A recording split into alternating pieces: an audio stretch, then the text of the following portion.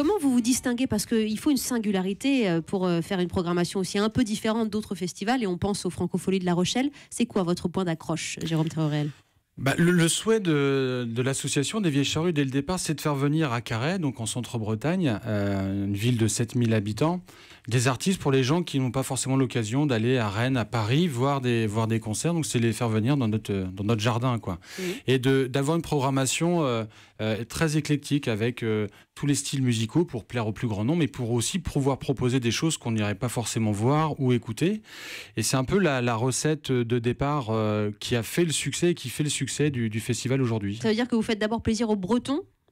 Non, pas forcément aux Bretons, mais à tous nos publics. On a un public de 7 à 77 ans, public qui peut être très familial sur les 4 jours du festival. Qui vient de toute la France? Qui vient de toute la France, majoritairement du Grand Ouest, oui, mais qui vient de toute la France. Et puis selon les têtes d'affiche, on a eu en 2009 par exemple la date unique en France de Springsteen. Il y avait même beaucoup d'Européens qui venaient parce que c'est un des points marquants du festival. On a des billets qui ne sont pas très chers et pour être accessibles au plus grand nombre. Et vous pouvez avoir des passes pour 4 jours de programmation. Alors je n'ai pas passer en musique les groupes bretons que vous allez accueillir, mais évidemment ils seront aussi centraux. Je vous laisse le soin de les présenter parce qu'il y en a plusieurs.